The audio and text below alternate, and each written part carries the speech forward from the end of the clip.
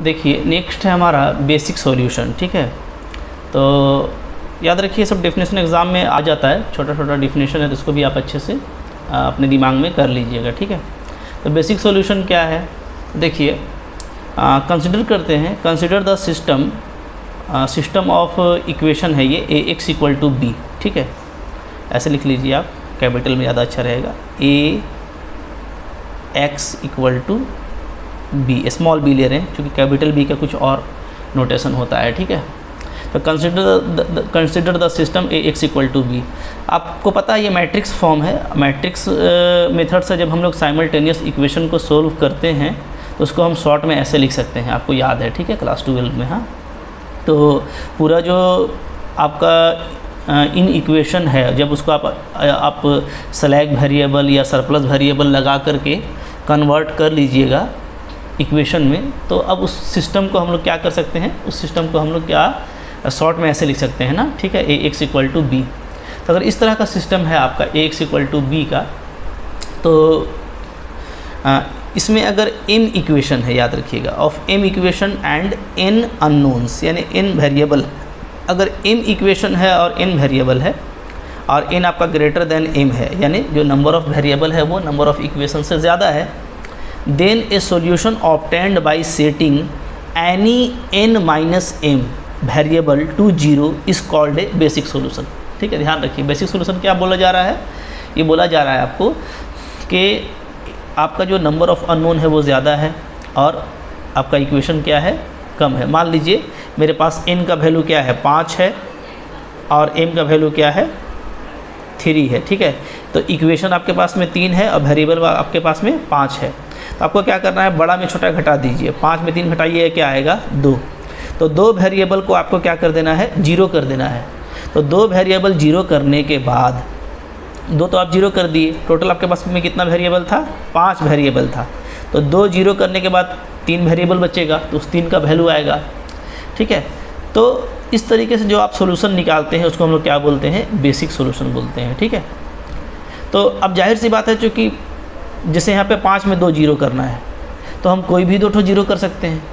तो इस तरह का मेरे पास में जो बेसिक सॉल्यूशन है उसका एक सेट मिलेगा, बहुत तरह का हमको ऑप्शन मिल सकता है। ठीक है, इसलिए क्या बोला गया, maximum number of basic solution क्या होगा, वो होगा NCM, n combination m।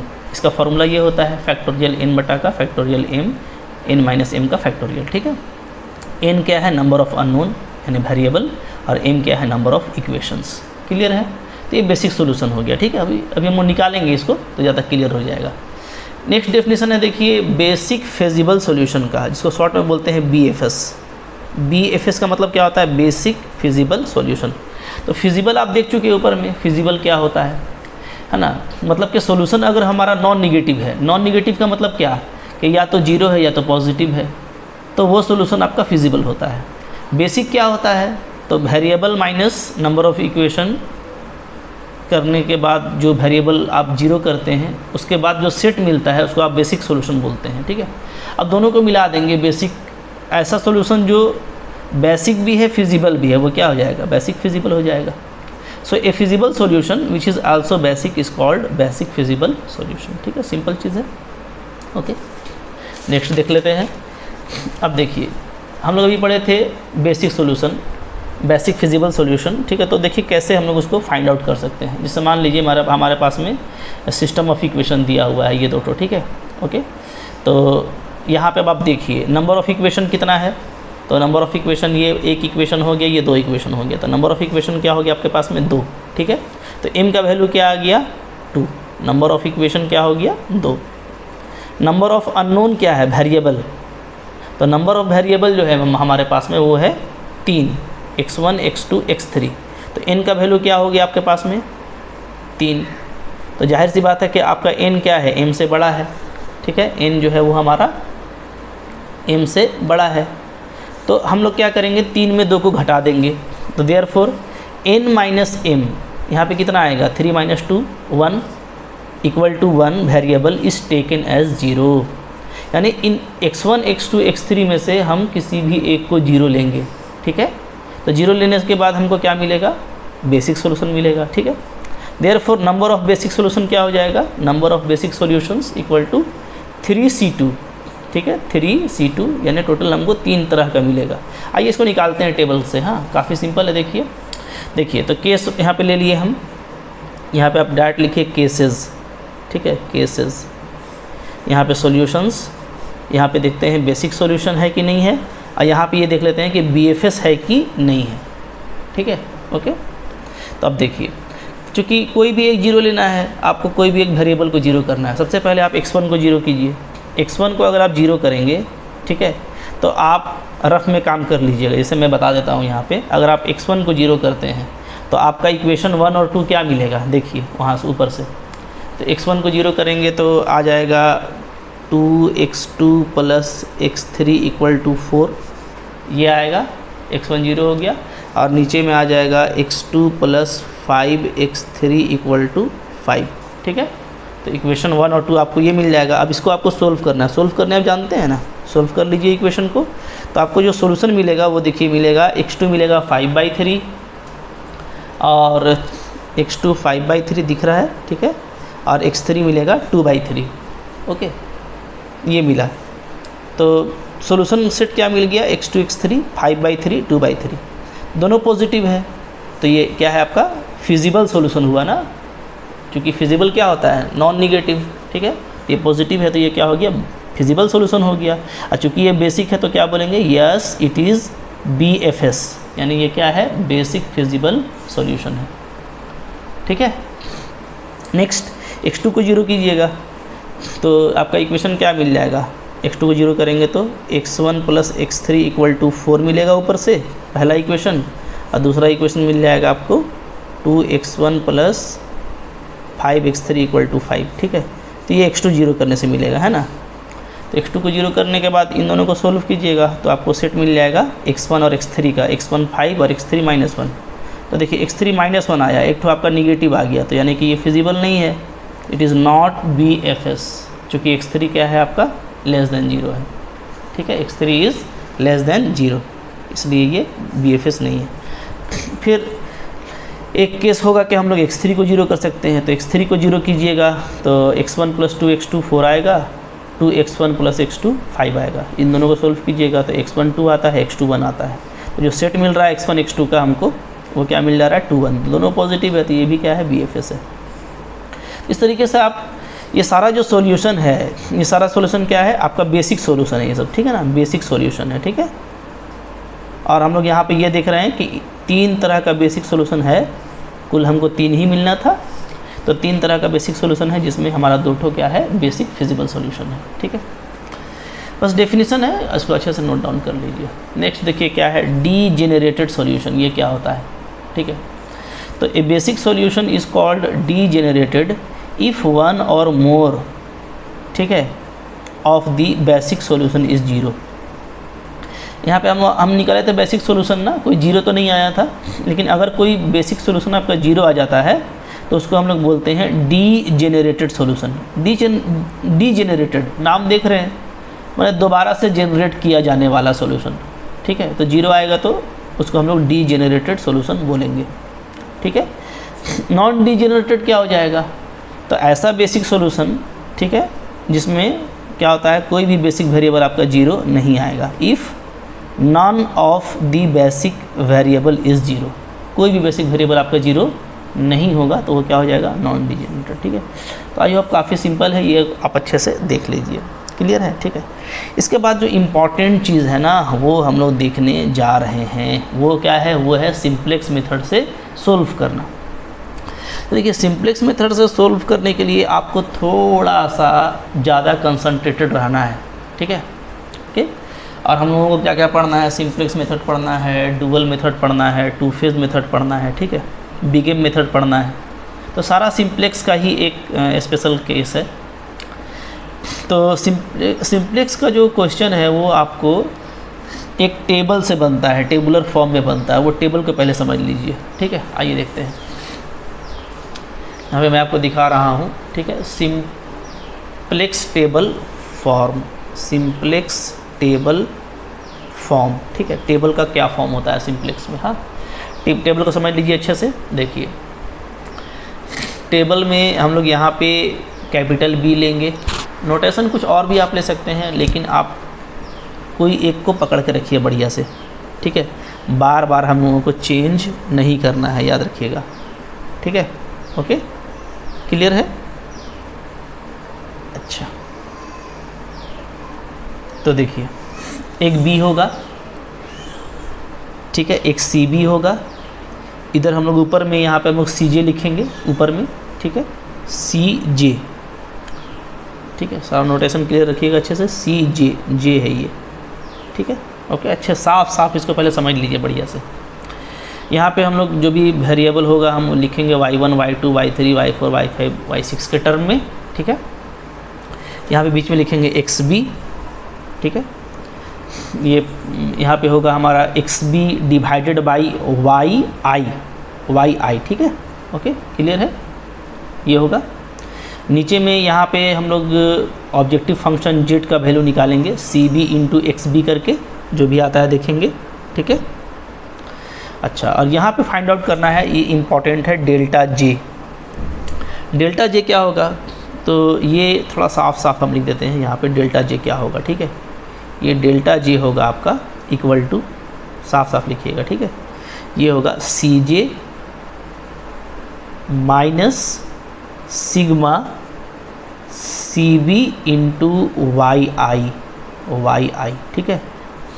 Okay, Y आई क्या है, तो देखिए यही सब आपका वाई आई कहलाता है। जैसे सब y1, y2, y3, y4, y6 है, तो ये क्या कहलाएगा, वाई आई कहलाएगा। आई का वैल्यू हम लोग 1, 2, 3, 4 से 6 तक रखेंगे, ठीक है। तो सी बी, यानी ये जो सी बी है, ये सी बी, इस सी बी को इससे मल्टीप्लाई करके, और जितना भी कॉलम होगा सबको करस्पॉन्डिंगली मल्टीप्लाई करके ऐड करेंगे, तो क्या बनेगा, सिग्मा सी बी वाई आई बनेगा। और सी जे का वैल्यू ऊपर में दिया हुआ होगा, तो ऊपर वाला वैल्यू में अभी हम लोग करेंगे तो क्लियर हो जाएगा। अभी एक ही बार में मत देखिएगा तो अकबक हो जाएगा आपको, ठीक है। आप भी हड़बड़ा जाएंगे, ठीक है। थोड़ा अच्छा चीज़ है तो इसको आराम से समझना है। तो डेल्टा जे क्या होगा, C J minus sigma B Y आई, सारा सिंबल लिख लीजिए और सिंबल्स को समझ भी लीजिए। बी क्या है हमारा, तो बी है स्लैग वेरिएबल और सरप्लस वेरिएबल, ठीक है, बेसिक सॉल्यूशन का। ओके, बात समझिए। बी जो हम लोग यहाँ पे लिखेंगे ना, तो जैसे जब आप बेसिक सॉल्यूशन निकालेंगे तो आप क्या करेंगे, आप वहाँ पे जो डिसीजन वेरिएबल होगा उसको जीरो कीजिएगा, ठीक है, कुछ डिसीजन वेरिएबल को, तो आपको स्लैग वेरिएबल और सरप्लस वेरिएबल का वैल्यू आपको मिल जाएगा। चाहे तो स्लैग होगा या तो सरप्लस होगा, दोनों तो एक साथ नहीं होता है ना, ठीक है। तो जो भी मिलेगा तो वो आपका बी है, ठीक है। ओके, तो उसको हम लोग यहाँ पे सजा देंगे ऐसे करके ऊपर में, ठीक है। उसके बाद देखिए सी बी क्या है, तो सी फॉर कोएफिशिएंट, ठीक है। तो ये हो जाएगा आपका बी लगा हुआ है नीचे में, तो coefficient of basic variable in Z, ठीक है। जेड यानी ऑब्जेक्टिव फंक्शन, जो क्वेश्चन आपका दिया हुआ है वहाँ ऑब्जेक्टिव फंक्शन में जो आपका बेसिक वेरिएबल का कोएफिशिएंट होगा उसको आप यहाँ पे सजा देंगे, ठीक है, यहाँ पे क्लियर है। फिर आता है एक्स बी क्या है, तो ये है value of basic variable when X N B equal to 0, ध्यान दीजिए, ठीक है। Okay, that is non basic variables are taken as 0, है ना, एक्स बी। तो एक्स बी में हम लोगों को क्या करना है, जैसे मान लीजिए, समझिए बढ़िया से, ठीक है। जो हमारा बेसिक वेरिएबल क्या होता है वो आपको पता है, ठीक है। ओके, तो जो बेसिक वेरिएबल है ना, जब आप नॉन बेसिक वेरिएबल को आप जीरो कर देंगे तो जो आपको बेसिक वेरिएबल मिलेगा, ठीक है, ये भी सरप्लस होगा या स्लैग होगा, जाहिर सी बात है, ठीक है। तो हम लोग उसको यहाँ पे रखेंगे एक्स बी की जगह पे, ठीक है। ये हम लोग जब काम करेंगे तो आपको ज़्यादा क्लियर हो जाएगा, ठीक है। ओके, अच्छा, अब आप देखें इसके बाद जो डेल्टा जे था हमारा वो क्या था, तो हमारा जो डेल्टा जे था वो था सी जे माइनस सिग्मा लगाइए, ठीक है, सी बी वाई आई, यही था, ठीक है। तो यहाँ पे सी जे क्या है, जो सी जे है आपका, ठीक है, वो है row of coefficient of all basic and non basic variable. यानी यहाँ पर जो CGM को लिखना है ना, ये कुछ करना नहीं है, जो ऑब्जेक्टिव फंक्शन जेड रहेगा ना उसका कोएफिशिएंट को एक तरफ से बैठा दीजिएगा, काफ़ी सिंपल है, बता देंगे, ठीक है। ये क्या है, ये है row of coefficient of all basic and non basic variable. और yi क्या है, ये जो yi है ये है आपका coefficient of xi in the given constant, ठीक है, coefficient of xi in the given constant. यानी क्या, यानी अगर आप y1 निकाल रहे हैं तो आप क्या निकालेंगे, आप निकालेंगे coefficient of x1, coefficient of x1, ठीक है, ओके। किसमें, आपको कॉन्स्टेंट से लेना है, ठीक है, ऑफ कॉन्स्टेंट, ऑफ कॉन्स्टेंट, तो गिवन कॉन्स्टेंट से आपको लेना है, ठीक है, कोएफिशिएंट ऑफ x1, ठीक है, ओके। और याद रखिएगा कि ये कब लीजिएगा, जब आप स्लैक और सरप्लस वेरिएबल को इंट्रोड्यूस कर चुके होंगे, ठीक है, आफ्टर इंट्रोड्यूसिंग स्लैक और सरप्लस वेरिएबल, ठीक है, तब आप लेंगे, है ना। इसी तरीके से y2 क्या हो जाएगा, तो y2 हो जाएगा coefficient of x2 of constant, ठीक है, इसी तरीके से हमको लेना है। तो ये देखिए, ये आपको नहीं आएगा एग्जाम में कि भाई टेबल कैसा होता है रफ, इसका उसका स्ट्रक्चर बताइए, नहीं, आपको क्वेश्चन डील करना है, तो आपको मेनली समझना है। तो इसका आप नोट जो है वो अच्छे से बना लीजिए, जो भी आपको हम बताए हैं, ताकि जब आप बनाएं और आपको कन्फ्यूज़न हो तो आप यहाँ से अपने आप को रिकॉल कर सकिए, ठीक है। तो अब देखिए है दो चीज़ ना, कि आपको सिंपलेक्स टेबल का कंप्यूटेशनल प्रोसीड्यूर भी समझना है कि किस तरीके से हम इसको बनाएंगे, लेकिन उससे ज़्यादा ये है क्वेश्चन, उससे ज़्यादा इम्पॉर्टेंट है क्वेश्चन का बनना, कि क्वेश्चन बनेगा कैसे। तो मैं सोच रहा हूँ कि पहले आपको एक क्वेश्चन दिखा दूँ कि क्वेश्चन बनेगा कैसे, तब फिर मैं उसका प्रोसीड्यूर लिख दूँगा, या जो लिखा हुआ है वहाँ से समझा दूँगा कि आपको प्रोसीड्यूर कैसे याद रखना है, ठीक है, और फिर हम लोग प्रैक्टिस पे जाएंगे। क्लियर है, ओके। तो आइए हम पहले एक क्वेश्चन देख लेते हैं, ताकि आपका अंडरस्टैंडिंग जो है ना वो ज़्यादा सिस्टेमेटिक हो जाए, ठीक है। अच्छा, तो उसके लिए पहले हम आपको बता देते हैं शॉर्ट में, सारा चीज़ तो आपको हम समझा दिए। इम्पॉर्टेंट जो चीज़ है ना वो ये है डेल्टा जे, ये आपके लिए इम्पॉर्टेंट है, इसका वैल्यू आपको फाइंड आउट करके देखना है। इसलिए कि देखिए, हमारा जो सॉल्यूशन है, असल में हमको क्या निकालना होता है, ऑप्टिमल सॉल्यूशन, ठीक है, ऑप्टिमल सॉल्यूशन निकालना होता है। यानी चूँकि आपको मैक्सिमम करना है, मिनिमम करना है, तो आपको भी पता है कि बहुत तरह के रिसोर्सेज से आप जब निकालेंगे तो आपको अलग अलग तरह का भी मैक्सिमम और मिनिमम वैल्यू मिल सकता है, लेकिन उसमें ऑप्टिमल कौन है, ठीक है। तो ये सिंप्लेक्स आपको कन्फर्म करता है कि ऑप्टिमल कौन है। तो इसको हम लोग बोलते हैं test of optimality.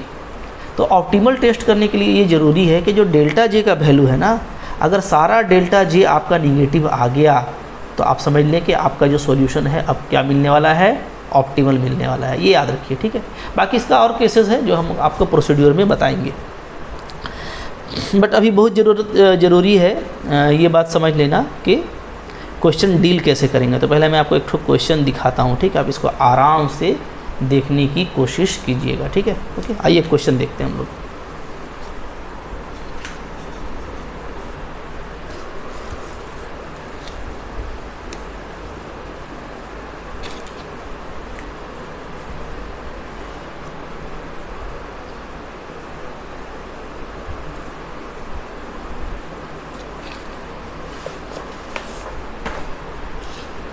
I hope आपको क्वेश्चन दिख रहा है, ठीक है। थोड़ा सा कंसंट्रेट करके इसको देखिएगा अच्छे से। हाँ, आया हुआ क्वेश्चन है, इम्पॉर्टेंट है, ठीक है। क्या करना है, आपको सोल्व करना है एलपीपी को। क्वेश्चन यहाँ पे है, देखिए क्या है, ठीक है। आपको एलपीपी को सोल्व करना है, मैक्सिमाइज करना है z is equal to 3x1 + 5x2 + 4x3। इसको आपको क्या करना है, मैक्सिमाइज। क्वेश्चन को अच्छे से समझिए, बिल्कुल, ठीक है। एक क्वेश्चन समझ जाएंगे ना तो आपको फिर करने में कोई दिक्कत नहीं होगा, ठीक है। और लॉजिक तो हम आपको बताते ही हैं लास्ट में। जो इस तरह का जो क्रिटिकल क्वेश्चन होता है, जो थोड़ा लेंदी क्वेश्चन होता है, तो उसके लिए काफ़ी तरह का एग्ज़ाम में आपको कॉपी चेक करने के टाइम में छूट भी दिया जाता है, तो उसके भी बारे में आपको हम बताएंगे, ठीक है। तो देखिए, मैक्सिमाइज करना है 3x1 + 5x2 + 4x3 को, ठीक है।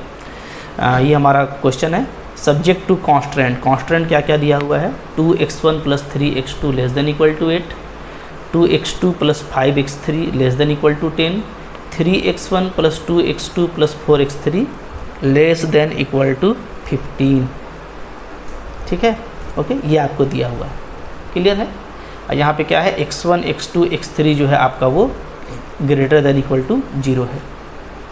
ठीक है, ओके, इन्हें पॉजिटिव लेना है। अच्छा, अब देखिए कि यहाँ पे अच्छे से देखना शुरू कीजिए। ये ऑब्जेक्टिव जो फंक्शन है इसमें आपको 3 वेरिएबल यूज़ किया गया है, x1 x2 और x3। ठीक है, और जो कांस्टेंट लिखा हुआ है वो भी आपको x1 x2 x3 तक में ही लिखा हुआ है, x1 है, x2 है या तो x3 है।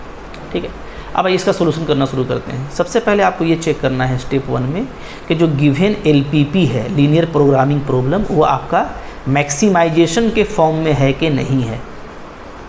तो यहाँ पे ये मैक्सिमाइजेशन के फॉर्म में है, तो इसलिए ये ठीक है। अगर ये नहीं होता, मिनिमाइजेशन में अगर क्वेश्चन रहता तो हम इसको मैक्सिमाइजेशन में कन्वर्ट करते, ये आपको हम प्रोसीड्यूर में बता देंगे। ठीक है, स्टेप 2 में आपको ये चेक करना है कि ये जितना भी ये सब वैल्यू है ना, ये सब पॉजिटिव है कि नहीं है। 8, 10, 15, तो ये सब पॉजिटिव है। देखिए 8 भी पॉजिटिव है, 10 भी पॉजिटिव है, 15 भी पॉजिटिव है।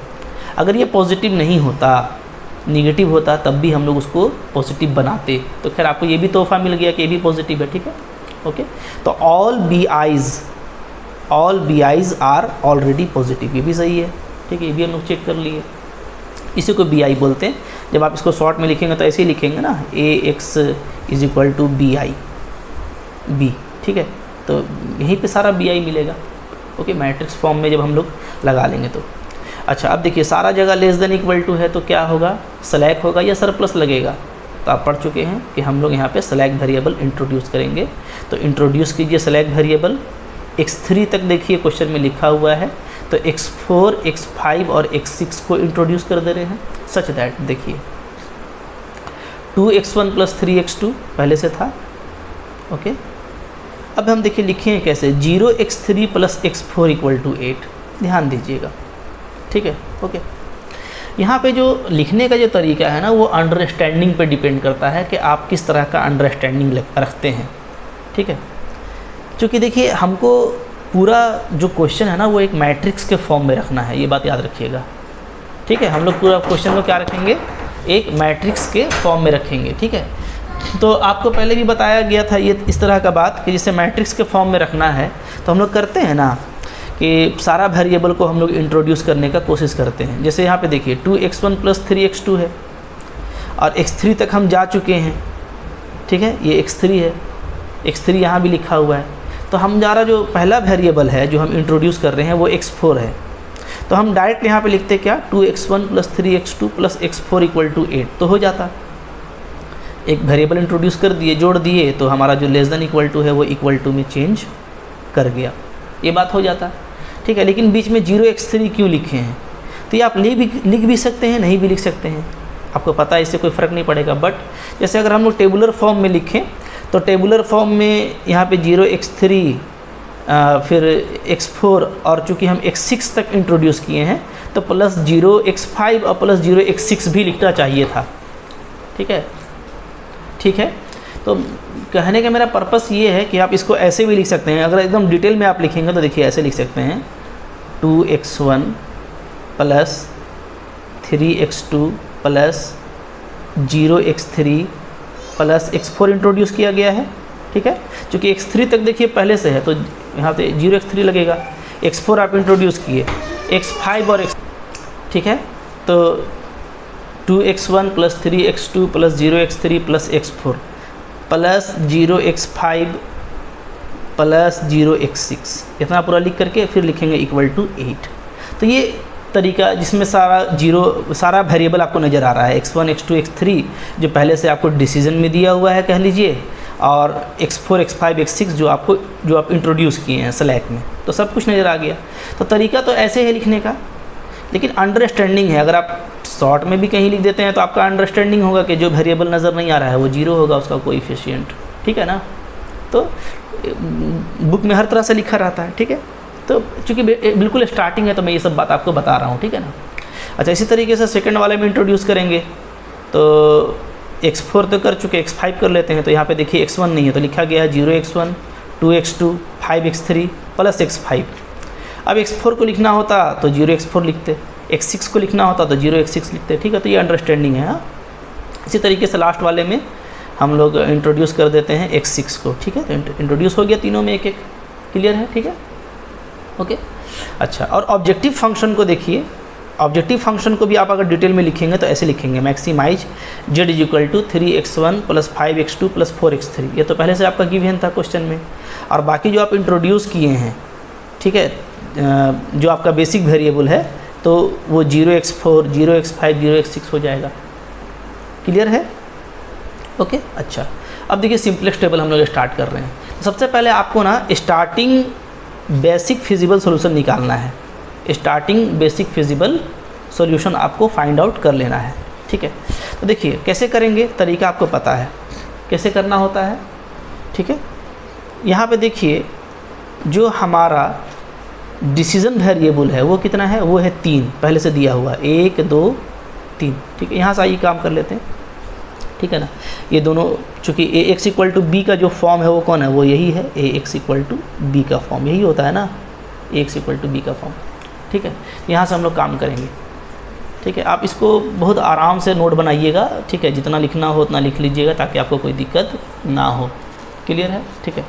तो अब आप देखिए यहाँ पे नंबर ऑफ़ इक्वेशन कितना है, 3 है, 1 2 3। नंबर ऑफ़ इक्वेशन आपका कितना है, 3। नंबर ऑफ़ वेरिएबल कितना हो गया, तो टोटल 6 तक आया है, x1 से लेके x6 तक। तो नंबर ऑफ़ वेरिएबल हो गया हमारा 6, ठीक है। तो 6 में आप 3 को माइनस कीजिए। तो आप क्या कीजिए, 6 में 3 को माइनस कीजिए, कितना आएगा 3। तो 3 वेरिएबल को आपको 0 करना है। और 0 किसको करते हैं, जो पहले से दिया हुआ है यानी डिसीजन वेरिएबल को। तो जो क्वेश्चन में दिया हुआ है x1 को 0 कीजिए, x2 को 0 कीजिए, x3 को भी 0 कीजिए, कर दिए 0। अब बहुत आराम है निकालना, सब आप 0 कर दिए तो आप डायरेक्ट देख करके लिख सकते हैं ना कि सब तो 0 हो गया। तो x4 आपका 8 हो जाएगा, x5 आपका 10 हो जाएगा, x6 आपका 15 हो जाएगा। तो ये जो 8 10 और 15 है, 8 10 15, ये आपका क्या होगा, ये आपका हो गया स्टार्टिंग बेसिक फिजिबल सॉल्यूशन। यहाँ से हम स्टार्ट करेंगे। तो जनरली यही रहता है, ठीक है, घबराना नहीं है। हाँ, क्योंकि जो पहले से गिवन है उसको 0 कर लिया जाता है। ये चेक कर लेना है एक बार कितना इक्वेशन है, कितना वेरिएबल है, ताकि आप कंफर्म भी हो जाए, ठीक है। तो 3 को 0 करना था, तो 3 यानी x1 x2 x3 जो पहले से दिया हुआ था वो तीनों 0 हो जाएगा। तो x4 x5 x6 आपको मिल जाएगा डायरेक्टली 8 10 15। तो ये हो गया स्टार्टिंग, क्लियर है, ठीक है। अच्छा, अब आप देखिए टेबल हमारा यहाँ से शुरू हो गया, सिंप्लेक्स टेबल देखिए अच्छे से, ठीक है। सिंप्लेक्स टेबल है, जैसा टेबल बताया था आपको हम वैसा ही है। CG यहाँ पे लिखा जाएगा। एक तरफ से काम करते हैं, सबसे पहले B लिखना है और फिर यहाँ पे CB। तो B क्या है, B है आपका बेसिक वेरिएबल, ठीक है, ओके। तो याद रखिए कि अब सारा चीज़ आपका नया है ना, चूँकि आप डिफाइन किए हैं खुद से बेसिक वेरिएबल को, ठीक है, ओके। तो ये जो आप इंट्रोड्यूस किए थे x4 x5 और x6, इसका आपको वैल्यू मिला, ठीक है ना। लेकिन ये स्टार्टिंग फिजिबल सॉल्यूशन है, यानी ये कंफर्म तो नहीं है ना, ये तो जस्ट यहाँ से हम स्टार्ट कर रहे हैं, ठीक है, ओके। तो अब ये देखिए हमको ऑप्टिमल तक पहुँचना है, उसके लिए हम क्या करेंगे कि हम लोग इसका हर पॉसिबल वैल्यू को देखेंगे। तो x4 के बदले में लिखिएगा y4, x5 के बदले में y5 और x6 के बदले में y6, ठीक है। जो भी आपका इंट्रोड्यूसिंग वेरिएबल है उसको आप ऐसे वेक्टर में y4 y5 y6 में चेंज कर दीजिए, क्लियर है। अच्छा, उसके बाद देखिए CB क्या होता है। तो यहाँ पे जो CB लिखा हुआ है तो ये आपको हम बताए थे, आप पीछे जाके देख सकते हैं। ये आपको ना y4 y5 y6 यानी x4 x5 x6 का कोएफिशिएंट लिखना होता है। कहाँ से, ऑब्जेक्टिव फंक्शन यानी z से। तो z देख लीजिए, यही तो z है, z यही लिखा हुआ है। x4 का x5 का x6 का क्या होता है, 0 0 0 है। और जनरली यही रहता है, चूँकि आप इंट्रोड्यूस किए हैं तो स्टार्टिंग में तो 0 0 0 ही रहेगा, ठीक है। देखिए ये जनरल क्वेश्चन है, सारा क्वेश्चन ऐसा ही बनेगा।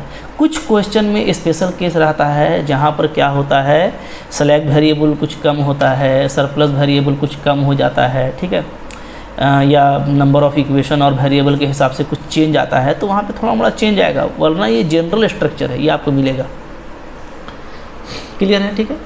तो यहाँ पे y4 y5 y6 लिखना है बी के कॉलम में, ठीक है, corresponding to introducing slack variable.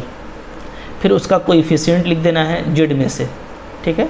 ये जेड का काम हो गया, ये कहाँ का काम हुआ, ये कॉलम हुआ जेड का। अब आइए सीजे में यहाँ पे आपको एक तरफ से जेड का लिख दीजिए आप कोएफिशिएंट को, एक तरफ से कितना कोएफिशिएंट है, 6 है, 3 5 4 0 0 0, ठीक है। फिर आइए एक्स बी कॉलम नीचे में है, ठीक है। तो एक्स बी कॉलम क्या है, तो आपको पता है ये था आपका बेसिक वेरिएबल का बेसिक सॉल्यूशन। स्टार्टिंग जो बेसिक सॉल्यूशन होता है वो है एक्स बी, ठीक है। जब आप 0 कर लेते हैं तो आपने यहाँ पे 0 कर लिया तो आपको मिला है 8 10 और 15। तो यहाँ पे आप लिख दीजिए 8 10 और 15 इसके कॉलम में, ठीक है। अब कुछ नहीं करना, अब आराम से करते चलिए। y1 करस्पॉन्डिंग टू x1, तो x1 का कोएफिशिएंट क्या होगा। अब आपको सारा कुछ यहाँ पे जो लिखना है ना, याद रखिएगा। देखिए ये आप लिखते हैं जेड से, ये वाला को, ये वाला जो मैट्रिक्स है इसको जेड से लिखते हैं, ठीक है। ये आपका स्टार्टिंग फिजिबल सॉल्यूशन है। और ये जो पूरा सेट है, ये पूरा जो बॉक्स है, ये आपको ax से लिखना है। यहाँ पे हम बता दे रहे हैं ax इक्वल टू जो b वाला है वहाँ से आपको लिखना है, ठीक है। क्लियर है। तो b को पहले लिख लिए, कह लीजिए यही तो b था हमारा ना, 8 10 15, ठीक है। तो ये आप पहले लिख चुके हैं जो आपका स्टार्टिंग फिजिबल सॉल्यूशन है। तो अब आपको जो ax है, यानी ये जो पूरा सेट है ऊपर में, ये तीनों लाइन का, तीनों इक्वेशन का, इसका कोएफिशिएंट को एक तरफ से लिख दीजिए आप। जैसे देखिए क्या है, 2 3 0 1 0 0, 2 3 0 1 0 0।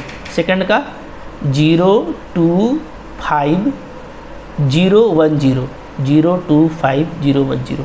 थर्ड का 3 2 4 0 0 1 आएगा, 3 2 4 0 0 1। आराम से देखिएगा, 3 2 4, फिर x4 x5 नहीं है तो उसका 0 0 है, और x6 का 1 है तो ये 1 हो गया, ठीक है ना।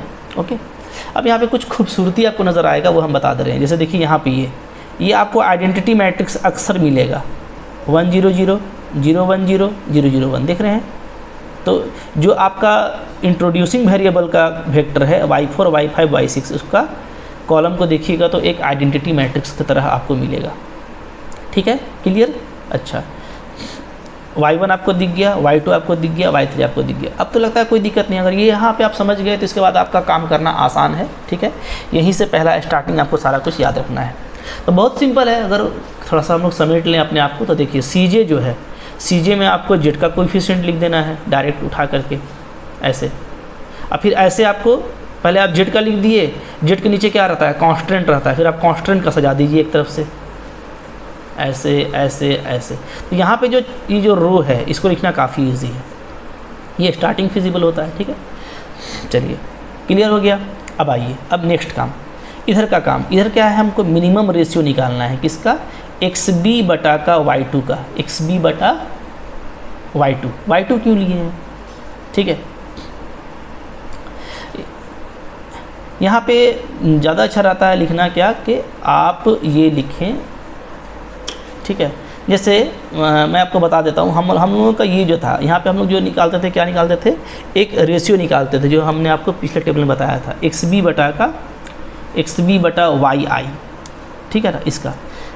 लेकिन हम लोग यहाँ पे y2 क्यों लिए हैं, इसको समझने के लिए पहले आप नीचे समझिए, ठीक है, डेल्टा J का वैल्यू क्या था। तो आप जब ये कॉलम लिख लीजिएगा आराम से ऐसे करके, तो आप निकालिएगा डेल्टा J क्या होता है। अच्छा, यहाँ पे देखिए होता था Z equal to CB XB ना, CB और XB का मल्टीपल। तो CB देखिए ये आपका CB है, ये कॉलम, और ये है XB। तो अगर आप मल्टीप्लाई करेंगे तो 0 0 0 0 ही आएगा जेड का वैल्यू, ठीक है। आइए डेल्टा J निकाल लेते हैं। यहाँ पे डेल्टा J क्या है, डेल्टा J होता था CJ, यानी ये वैल्यू पे ध्यान रखिएगा जो ऊपर में है CJ, और minus sigma B YI, sigma B YI, यही था। तो देखिए ये है आपका CB और ये है YI, ध्यान दीजिएगा। हाँ, YI का मतलब क्या, Y1 Y2 Y3 Y4 Y5 Y6। तो बहुत सिंपल है, ध्यान दीजिए, कुछ नहीं करना। इस 3 में आपको टेबल भी वैसा ही बना हुआ है, ठीक है, फैमिलियर टेबल है। हाँ, आराम से काम करेंगे। 3 में आपको इन वैल्यू को घटाना है, नीचे वाले को मल्टीप्लाई करके, कैसे, CB इंटू YI। तो CB को Y1 से गुना कीजिए, तो 0 गुना 2 0 0 0, तो 3 में घटेगा क्या, पूरा इसका सम क्या आ गया 0, तो सम निकाल दिया तो 0 आ गया, तो 3 माइनस 0 क्या बचा 3। 5 में भी चूँकि सब 0 है तो अभी तो सब 0 ही मिलेगा, ठीक है। तो 5 में भी इसके एलिमेंट्स को 0 से मल्टीप्लाई करके करेंगे तो 5 आएगा, ठीक है। 4 का करेंगे तो 4 ही आएगा, 0 का कीजिएगा तो 0 आएगा, 0 का 0, 0 का 0, ठीक है। तो स्टार्टिंग में जनरली क्या होता है, चूँकि आपका सी बी इधर क्या था 0 0 0 था, तो स्टार्टिंग में जो सी जे आपका था 3 5 4 0 0 0 जनरली वही आ जाता है, वही आ गया, ठीक है। 3 5 0 3 5 4 0 0 0, ठीक है। तो कोई दिक्कत नहीं है, अगर आपको कोई दिक्कत होगा ना तो आप मेरे को बताइएगा ज़रूर, ठीक है। कोई दिक्कत नहीं होगा, बार बार रिपीट करने का ज़रूरत पड़े तो रिपीट करके सुनिए क्या करना है। कुछ नहीं करना, ऊपर का जो वैल्यू 3 है उसमें नीचे का वैल्यू को घटाना है।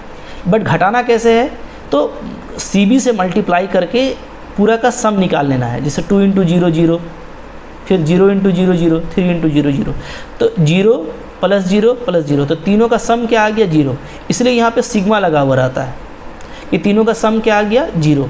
अभी पूरा जो नेट सम आया 0 उसको आप 3 में घटाएंगे तो 3 ही बचेगा, इसी तरीके से, ठीक है। ये निकालने के बाद इसमें जो सबसे मैक्सिमम है उसको आपको छांटना है, ये मैक्सिमम, ठीक है। जो मैक्सिमम है उसको हम लोग बोलते हैं इंटर कॉलम। क्या बोलते हैं, इंटर कॉलम, लिखा हुआ है अच्छे से लिख लीजिएगा, ENTER। ये आपका बन गया क्या, इंटर कॉलम, ठीक है।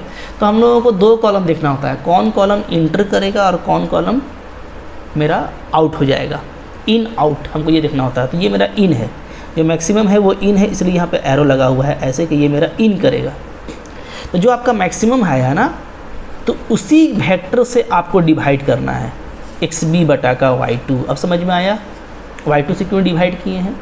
जो मैक्सिमम डेल्टा जे आएगा आपका, डेल्टा जे का जो मैक्सिमम वैल्यू आएगा उसके करस्पॉन्डिंग में वेक्टर Y2 से आप XB को डिवाइड करेंगे। डिवाइड कीजिए, XB क्या है 8 बटा का 3 लगभग 2.6 होता है। फिर यहाँ पर 10 बटा का 2 करस्पॉन्डिंग करेंगे तो ये 5 होता है। 15 बटा का 2 ये 7.5 होता है, ठीक है। तो याद रखिएगा डेल्टा जे में आप मैक्सिमम छाटे थे, इधर आप छाटेंगे मिनिमम, क्योंकि ये मिनिमम रेशियो आपको यहाँ से देखना है। क्या देखना है, मिनिमम रेशियो, ठीक है। तो देखिए 7.5 5 2.6 मिनिमम क्या है, यही मिनिमम है। तो ये हो जाएगा आउट, इसको हम लिखे हैं एग्जिट, ये बाहर चला जाएगा, ठीक है। तो यहाँ पे ये इन था और यहाँ पे क्या हो गया आउट, ठीक है। तो आपको इन मिल गया कि Y2 इन करने वाला है, क्योंकि ये वेक्टर आपको मिला है। तो वेक्टर आपका कौन है Y2, ये इन करेगा। और आउट कौन होगा, एग्जिट कौन करेगा Y4, ठीक है।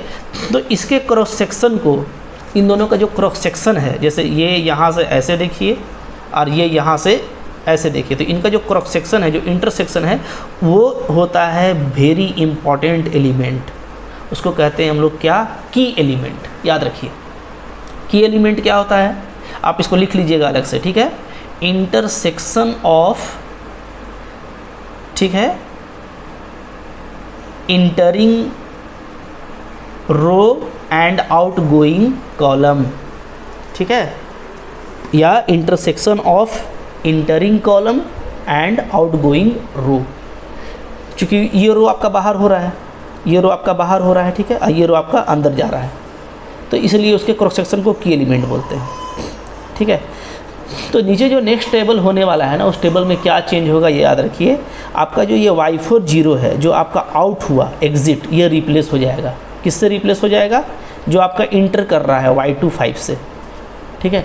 तो आप देखिए नीचे के टेबल में क्या चेंज हो रहा है। सबसे पहले यहाँ देखिए Y4 0 हट गया और क्या आ गया, Y2 5 आ गया, ठीक है।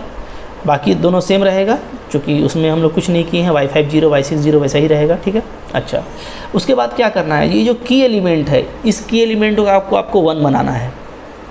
तो 1 कैसे बनेगा ये, तो आप सारे ही इस वेक्टर में, ये जो रो वेक्टर है, इसमें आप 3 से डिवाइड कर दीजिए। तो 3 से डिवाइड करेंगे तो ये क्या बन जाएगा, 1 बन जाएगा। देखिए 1 बन गया, यहाँ पे आ गया 2/3, यहाँ पे आ गया 8/3, ये 0, ये 1/3, ये 0, ये 0, ठीक है, ओके। तो की एलिमेंट को सबसे पहले क्या बनाना पड़ता है, 1। तो याद रखिएगा ये जो स्टेप है, इसमें आपका इम्पोर्टेंट बात क्या है कि की एलिमेंट को आपको 1 बनाना होता है, ठीक है। 1 बना दिए। अच्छा, उसके बाद जो की एलिमेंट है उसके नीचे सारा की एलिमेंट जो होता है ना, तो उसका कॉलम क्या होता है, हमेशा एक पिवोट की तरह होना चाहिए, मतलब कि उसके ऊपर और नीचे क्या होना चाहिए, सारा जीरो होना चाहिए। तो की एलिमेंट है ये, ठीक है, इसके नीचे सबको जीरो करना है।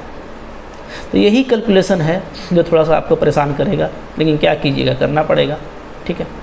तो जैसे ये 1 हो गया, तो अब आपको हम तरीका बताते हैं कि करना कैसे होगा एग्ज़ाम में, ठीक है। थोड़ा सा आप कूल माइंड से होकर करेंगे तो आपको कोई दिक्कत नहीं है, ठीक है। ये ऑपरेशन तो आपको एग्ज़ाम में करना ही करना है, ठीक है। तो अब आप देखिए, एक मैं बता देता हूँ ताकि आपको फिर करने में कोई दिक्कत आगे ना हो, ठीक है, क्लियर है। जैसे देखिए यहाँ पे मैं बताता हूँ, इसको आपने 1 कर दिया तो आप रफ में लिखिएगा क्या कि हो गया हमारा 8/3, ये हो गया आपका 8/3, ये हो गया आपका 2/3, ठीक है, ये 1, ये 0, ये 1/3, ये 0, ये 0, ऐसे हो गया, ठीक है, ये हो गया। तो ये आपका नया तैयार हो गया रो 3 से डिवाइड करने से, ठीक है। अब ये जो पहले से दिया हुआ है तो हमको इसको, क्योंकि ये मेरा 1 हो गया, ठीक है, तो 1 जैसे ही हुआ तो हमको इसके नीचे इसको 0 करना है। तो अब इसको आप, ये जो नया वाला जो है ना, न्यू जो आपका तैयार हुआ है, इसको आप रखिएगा अपने माइंड में और इसका ऑपरेशन कीजिएगा ताकि ये वाला 0 हो जाए, ये भी 0 हो जाए, ठीक है। तो कैसे 0 होगा, तो ऑपरेशन लिखने का ज़रूरत नहीं है क्योंकि आप ये सब बहुत लिख चुके हैं पहले। तो आप ऐसे कीजिए ना, R2 - R1 कर दीजिए, यही ना कीजिएगा, क्योंकि ये तो 1 हो चुका है तो ये 0 हो जाएगा, ठीक है। सॉरी 2R1 करेंगे ना, R2 - 2R1, यस, तब ना 0 होगा, क्योंकि ये 1 है और नीचे वाला जो आपको 0 करना है वो 2 है। तो 2 में 2 से मल्टीप्लाई करके घटाएंगे तब 0 होगा, तो ये 0 हो जाएगा, तो ये 0 हो गया। तो ये ऑपरेशन आपको सब में करते जाना है।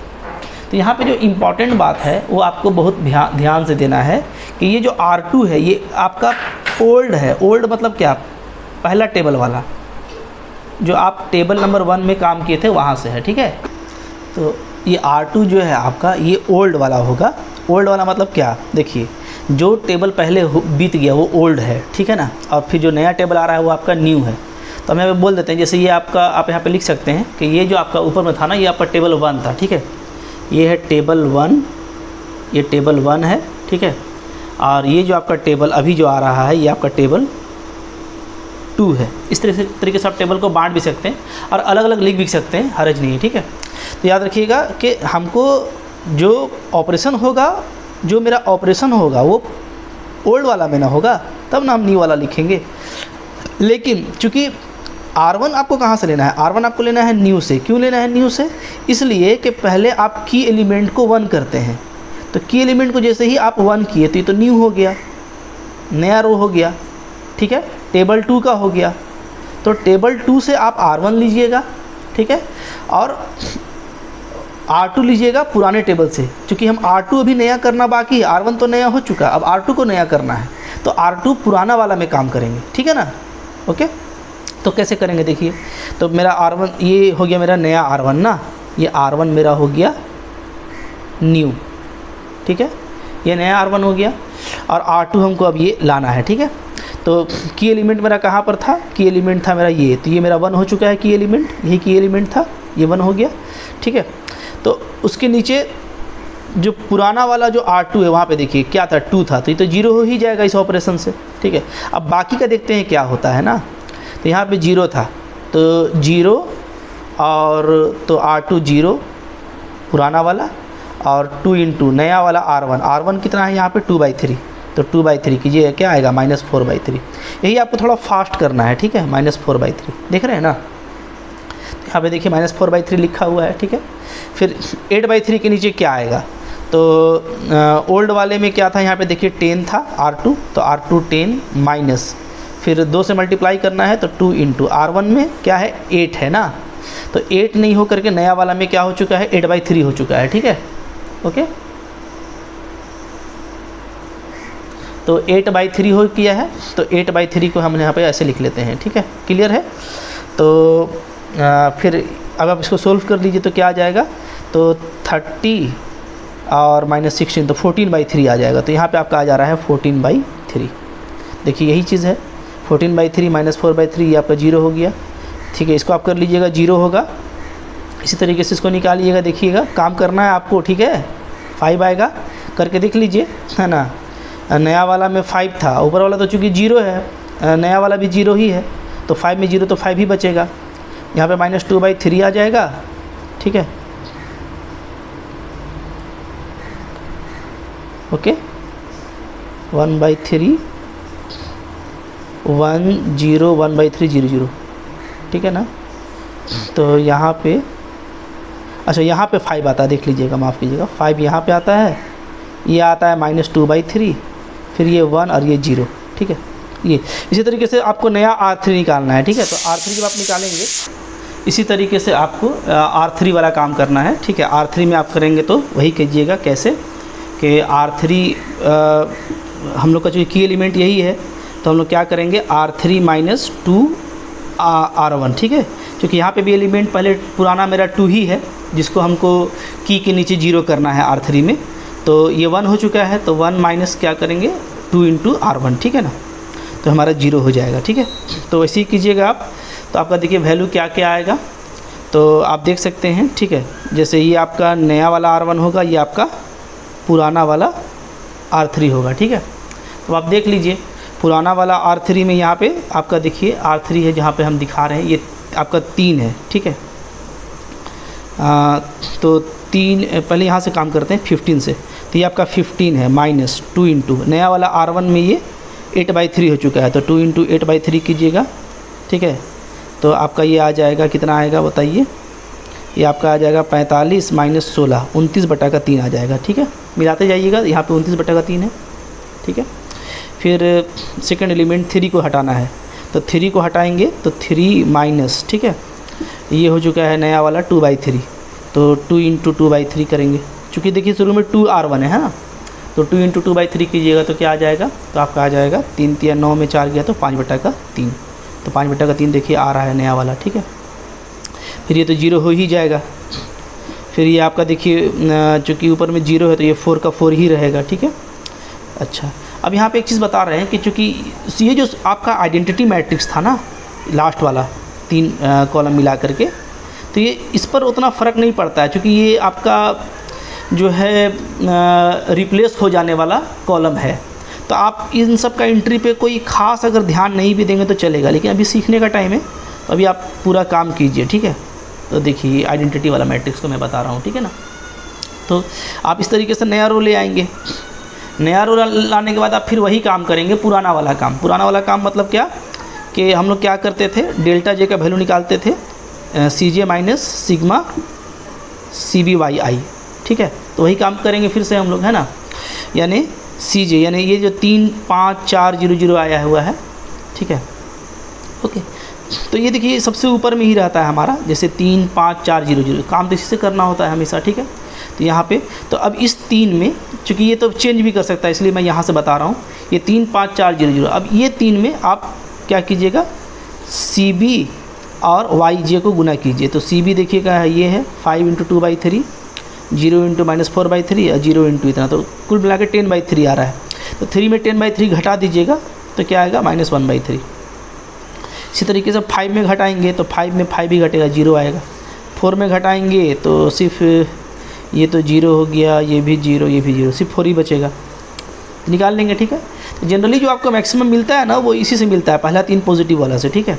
निगेटिव वाला तो हमको देखना ही नहीं है।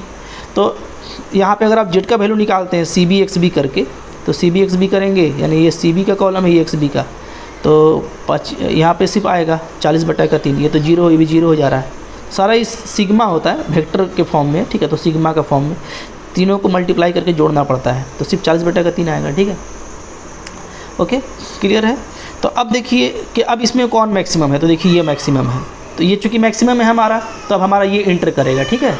देखिए ये हमारा इंटर कर रहा है, तो ये हमारा इंटर करेगा, तो हम लोग क्या करेंगे, हम लोग XB को Y3 से, चूँकि Y3 कॉलम है ना, तो अब हम लोग क्या करेंगे, अब हम लोग XB को Y3 से, चूँकि ये 4 आपका जो है करस्पॉन्डिंग टू Y3 है, ठीक है।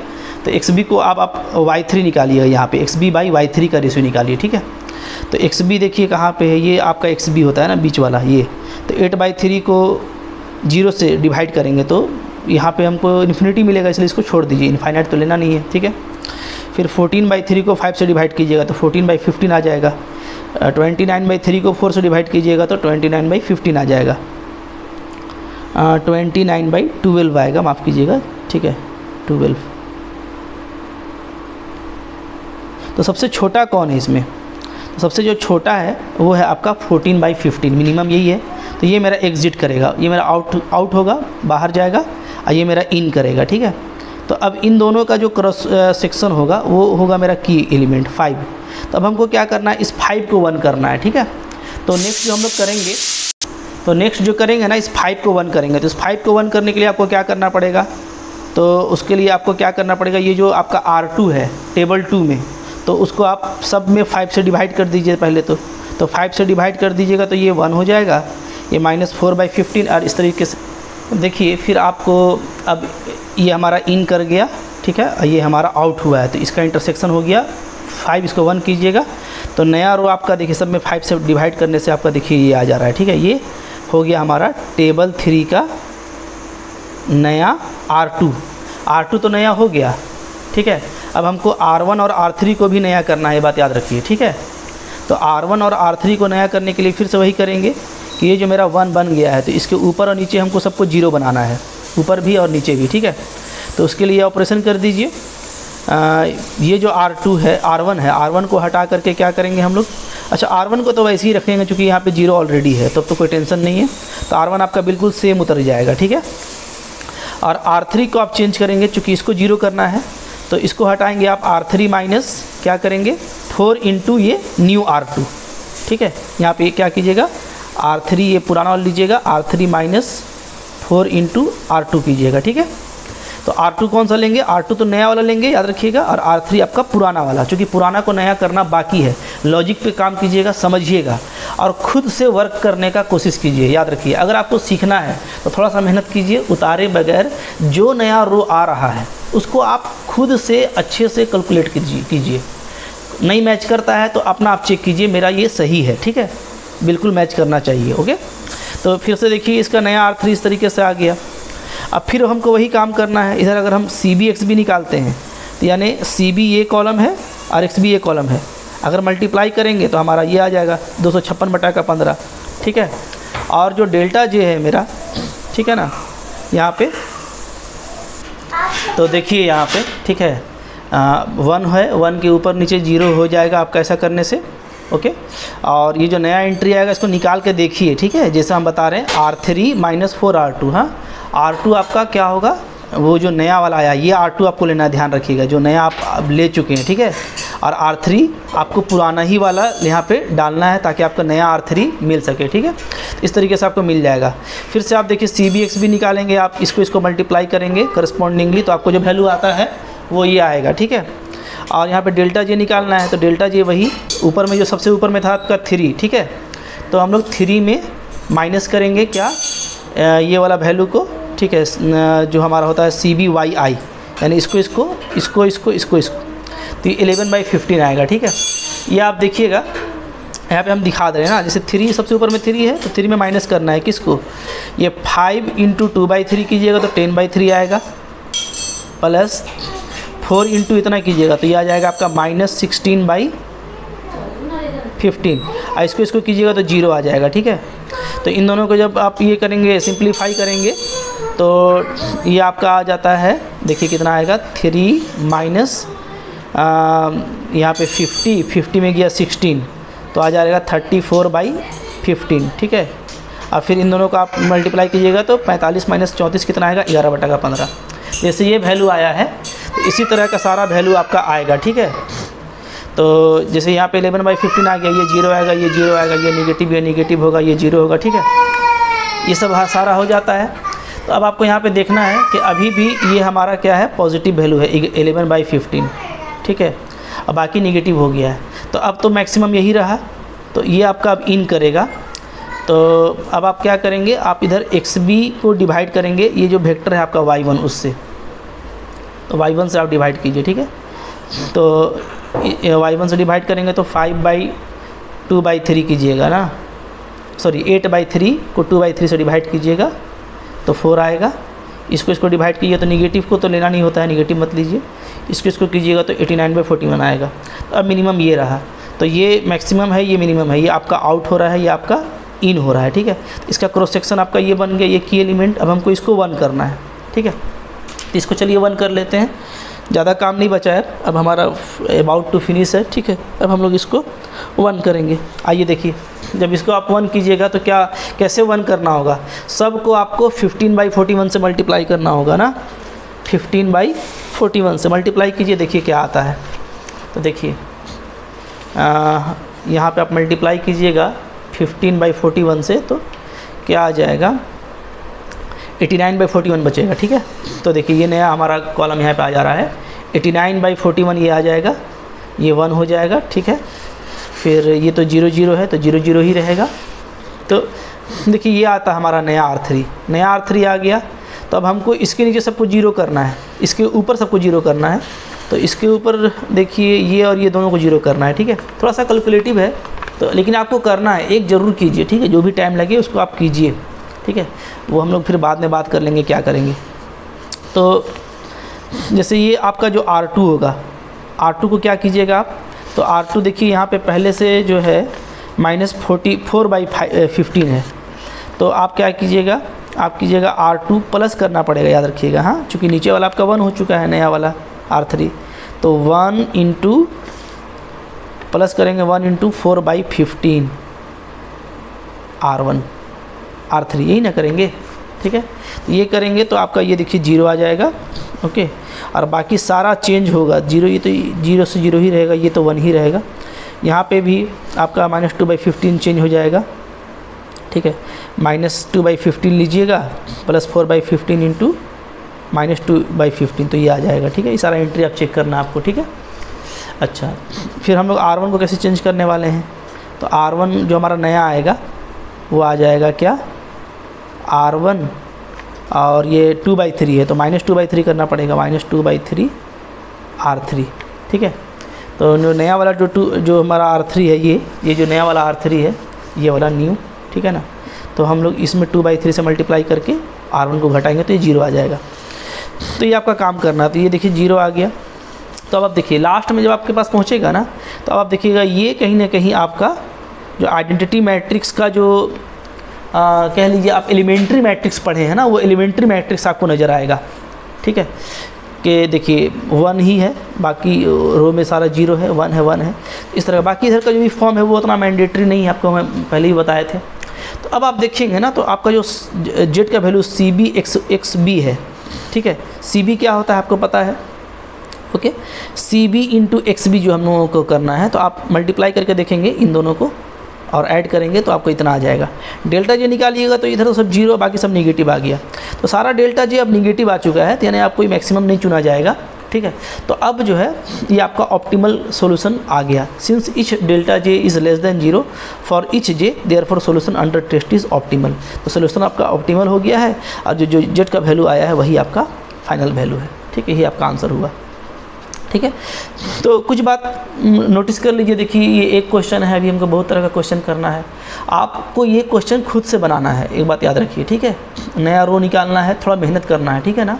नया रो कैसे निकल रहा है, इसमें कोई दिक्कत है तो आप हमसे पूछ सकते हैं, लेकिन अगर आप समझ गए हैं कि रो निकालना कैसे है, तो आपको हर एलिमेंट पे मेहनत करना पड़ेगा। सो प्लीज़ मेहनत कीजिए, आपका काम आपको आसानी से होगा, ठीक है।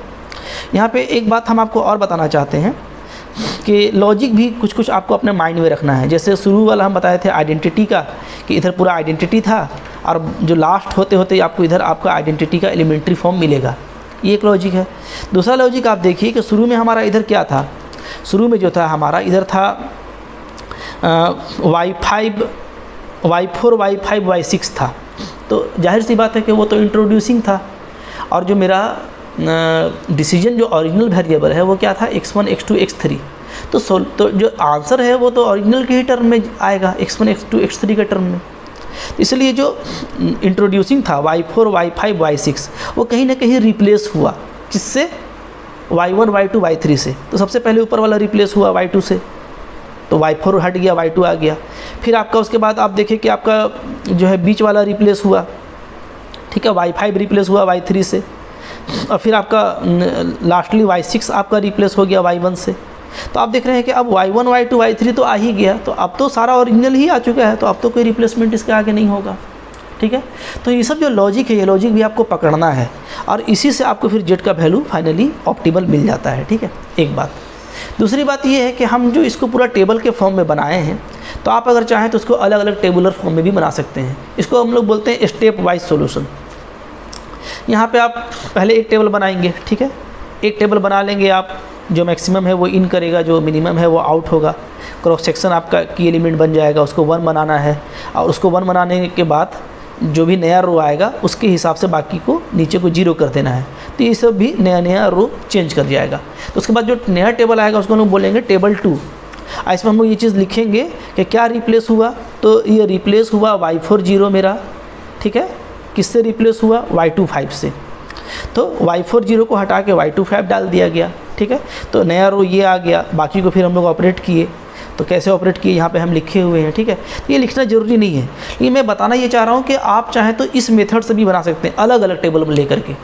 लेकिन जब भी टेबल लीजिएगा ये ध्यान दीजिएगा कि CJ आपका 35400 जो था वही रहेगा, और जो भी कैलकुलेशन डेल्टा J का होगा वो उसी से होगा, ठीक है, उसी से होगा। तो यहाँ पे इसलिए हम 2 टेबल को अलग अलग लिख के दिखा दिए हैं। तो ऊपर में हम लोग का टोटल कितना 4 टेबल बना था, ठीक है, नया नया।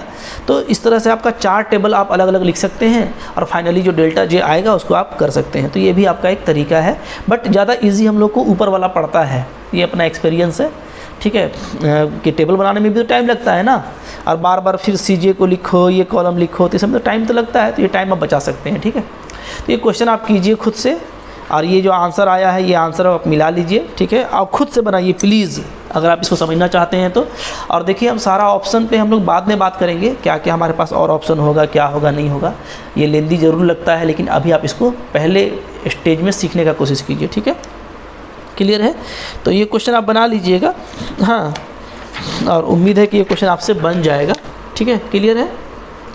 तो जब आप ये क्वेश्चन बना लें तो एक क्वेश्चन मैं आपको देना चाहता हूँ, ताकि एक क्वेश्चन आप ट्राई कीजिएगा, ठीक है ना। उसका आंसर भी आप देखिएगा ला करके कितना आता है।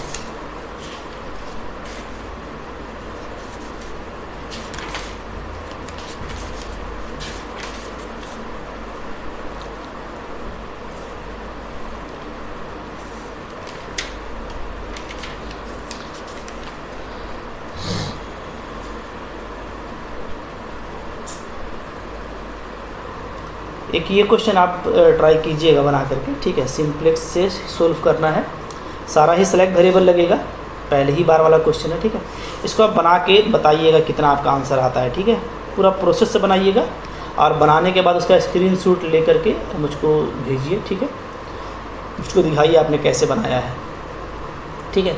और ये भी बोलेंगे कि चूँकि बिल्कुल फर्स्ट टाइम बना रहे हैं तो आप ऑपरेशन लिख के बनाइए, और रफ में अच्छे से कैलकुलेशन कीजिए, चाहे आपको जितना पेज लगे, ठीक है। आपको इसको सीखना है, इसको ट्राई करना है, फिर इसका प्रोसीड्यूर और कुछ और क्वेश्चन के साथ हम नेक्स्ट वीडियो में आपके साथ कंटिन्यू करेंगे, ठीक है।